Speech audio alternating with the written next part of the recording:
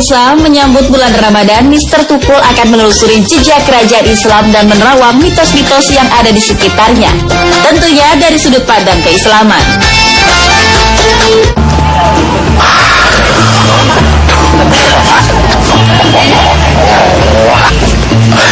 Panas, aus, panas, panas, aus. Tapi sedang apa ya Mr. Tukul saat ini? Seperti ingin melakukan sesuatu. Wow, ada kelapa hijau.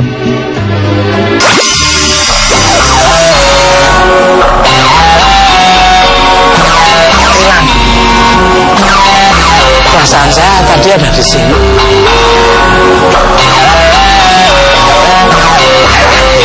Ngajak bercanda tuh kelapanya.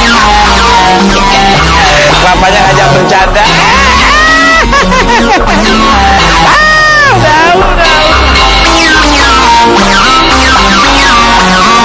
Waduh, kayaknya Mr. Tukul mau meminum sesuatu. Mas Tukul, puasa Mas.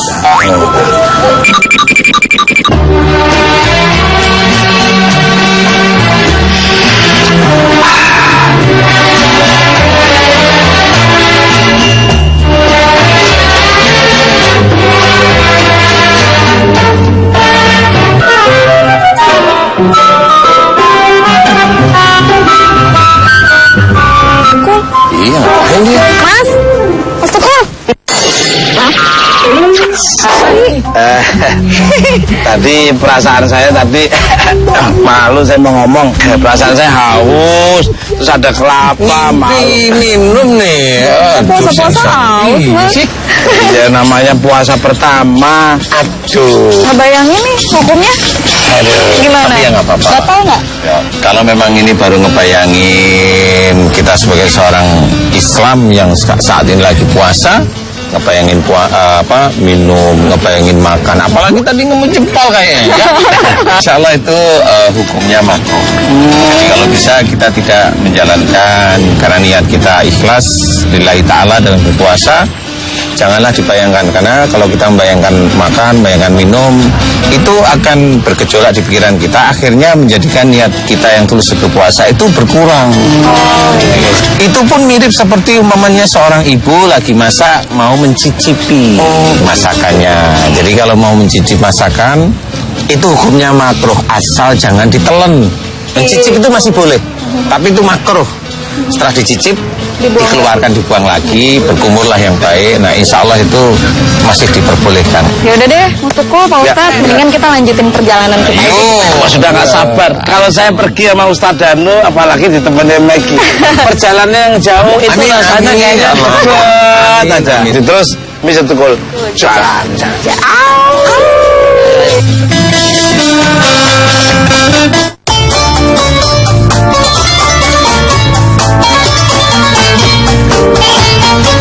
Nah, pemirsa Mr. Tukul Jalan-Jalan, saya masih bersama Ustadz Danu dan Maggie Dias. Ya.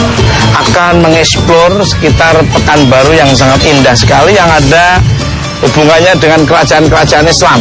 Ustadz, ya enaknya kita kemana dulu ini? Kita coba ke Palelawan dulu. Oh, kenapa memilih Palelawan ini? Karena memang di situ ada kerajaan yang tidak besar, tapi cukup menggelitik untuk kita cari informasinya. Penasaran sih, seperti apa sih istana kerajaan Palelawan itu? Iya. Penasaran pemirsa? Langsung aja kita menuju ke itu terus. Mr. Tukul jalan-jalan. Penjelajahan jejak kerajaan Islam kita awali dari Riau. Wilayah Sumatera Tengah ini merupakan pusat dari jejak kerajaan Melayu terbesar yang wilayah kekuasaannya sampai ujung Malaka. Pulau Riau, kemudian juga di pesisir timur pantai Sumatera ini ada 4 sungai besar. Pertama Sungai Rokan di sebelah utara, lalu Sungai Siak, Sungai Kampar, dan Sungai Indragiri. Nah, keempat sungai ini dan Selat Melaka itu sejak zaman dahulu itu memegang peranan dalam perdagangan lintas bangsa, ya, antar bangsa. Nah, akibatnya apa terjadi? Banyak bangsa-bangsa masuk ke dalam kawasan Melayu ini, berakulturasi di sini, sebagian menetap di sini. Sebelum Islam masuk, kebudayaan Melayu ini kan ada yang bersifat animisme, dinamisme, kemudian Hindu, Buddha, segala macam itu masuk dalam budaya Melayu. Nah, itu dibuktikan oleh banyak peninggalan sejarah dari ini. Ada Candi Moratako, Sintung, Siarang-Arang, kan segala macam itu cerminan daripada budaya sebelum Islam. Nah, sesudah Islam masuk, maka semua unsur-unsur yang tidak sesuai dengan agama Islam itu diluruskan, dibersihkan. Sehingga dengan demikian, maka budaya-budaya yang pra-Islam itu disesuaikan dengan akidah Islam. Kuatnya budaya Melayu dalam kehidupan masyarakat Riau sangat berpengaruh pada sistem organisasi kemasyarakatannya. Oleh karena itu, sampai sekarang permasalahan hukum adat masih dianggap sebagai masalah bersama yang harus dipecahkan secara musyawarah oleh para petinggi adat. Tak heran jika di setiap kabupaten di provinsi ini Anda akan menemukan bangunan balai adat Melayu. Pagar adat Melayu ini dahulu di zaman kerajaan dulu sudah ada di semua kawasan. Di setiap kerajaan memiliki kelembagaan adat sesuai dengan adat dan budaya yang berlaku di kerajaan itu masing-masing. Jadi ada mulai peringkat desa, peringkat mukim atau kecamatan, sekarang kabupaten, kota, dan sampai Riau ini. Tapi dulu itu kan di pusat-pusat kerajaan. Jadi setiap raja itu punya struktur kelembagaan adatnya masing-masing. Nah, sesudah kita merdeka, ini kan sebagian besar kelembagaan adat yang bersifat tradisional itu tidak lagi nampak. Karena dulu pusatnya itu teraju kan di pusat-pusat kerajaan. Tidak adanya pusat kerajaan, ya waktu mereka itu mengakalkan dirinya dengan cara mereka masing-masing. Lembaga adat ini fungsinya itu mengkoordinasikan, membina, mengembangkan kelembagaan adat tradisional yang ada di masing-masing bekas kerajaan itu dulu. Terus juga membentuk sesuai dengan peringkat-peringkat pemerintahan kita. Jadi ada lembaga adat tingkat provinsi, kabupaten, kota, kecamatan, sampai ke pedesaan. Fungsi utamanya adalah menggali, membina, mengembang, menyebarluaskan nilai-nilai adat dan budaya Melayu yang Islami itu. Hukum adat itu asasnya kan adil, lurus, tulus, ikhlas itu. Dan kita juga melihat bahwa hukum adat ini dia lebih mampu menyelesaikan masalah dan tuntas dibandingkan dengan hukum-hukum positif, apalagi hukum kolonial. Sebagai contoh misalnya, kita bertengkar berdua, berkelahi, nah nanti Anda dimasukkan ke dalam penjara misalnya keputusan pengadilan, nah tentu Anda tidak akan hilang dendam kepada saya. Tetapi kalau hukum adat mengatakan kita berkelahi, diselesaikan menurut adat, didenda misalnya mungkin seekor kambing atau 40 kilo beras, kita segantang beras segala macam. Nah, yang beras ini di tanah bersama-sama, yang kambing yang kita sembelih bersama, makan bersama-sama.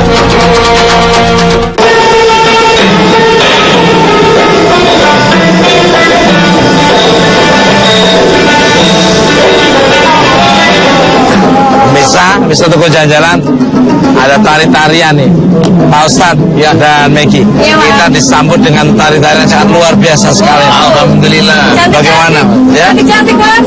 Gimana gerakan-gerakannya? Bagus, tapi saya nggak bisa ngikutin. Dulu Pak Ustadz kan kecilnya suka nari juga. Kalau saya bukan nari, saya pesilat masalahnya. Ini memang dari postur tubuhnya kelihatan. Alhamdulillah. Megi juga dulu nari juga. Iya nih, makanya pengen ikutan nari nih Mas. Kita coba ikutin gerakannya gimana? Coba. Iya Mas. Larilah rantang kaki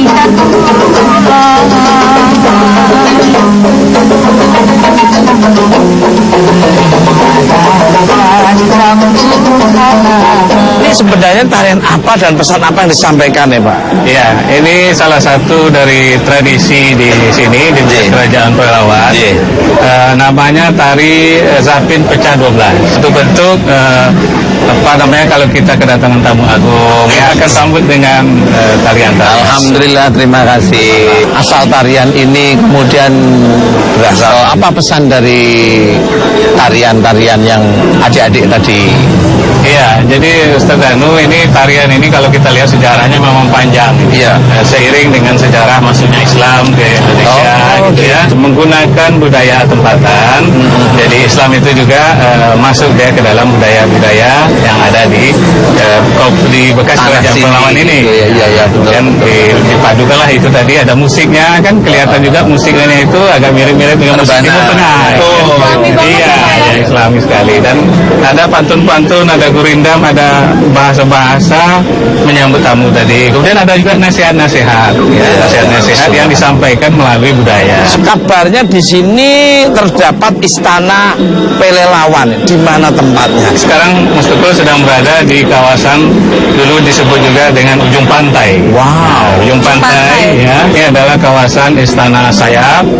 Disebut Sayap karena ada rumah induknya. Kemudian di kiri dan kanannya ada bangunan gedung juga untuk raja waktu itu menerima rakyatnya. Kita pertama mengucapkan terima kasih dulu, Iya. Minggu. Salam hormat buat keluarga semuanya. Ustaz, kita langsung aja menuju ke Istana Pelelawan. Seperti apa Istana Pelelawan? Begitu terus. Misal Tukul, jalan.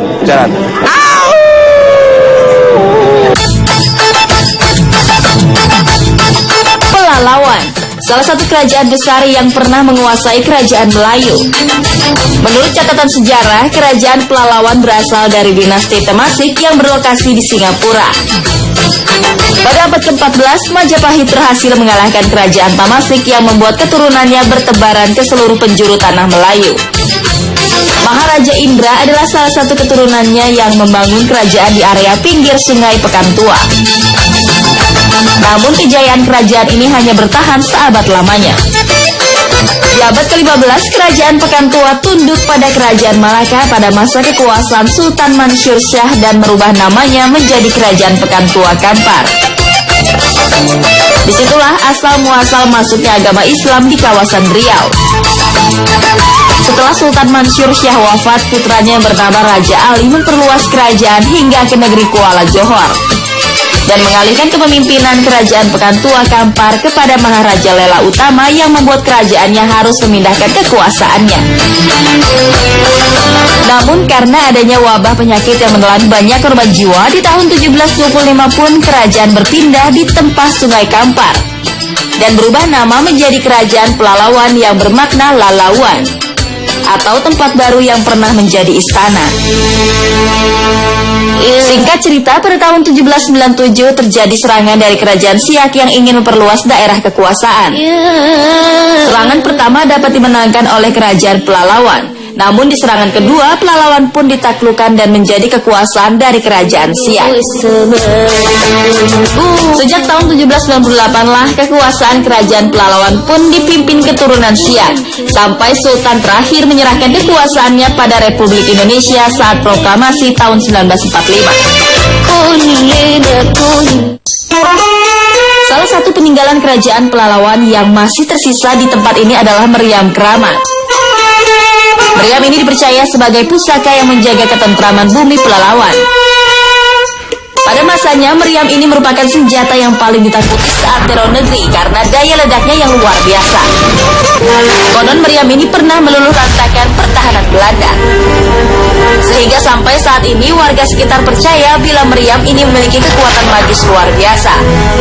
Bahkan di waktu tertentu meriam ini ramai dikunjungi orang untuk melakukan ritual yang dipercaya dapat membawa keberkahan.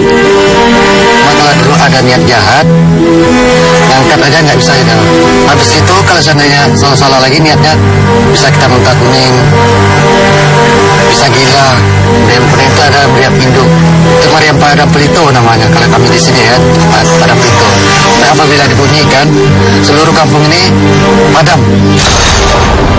Katanya di istana terdapat Tanjung Pembunuhan. Tempat itu apa nih Pak? Itu dinamakan Tanjung Pembunuh karena itu tempat eksekusi kalau ada kesalahan.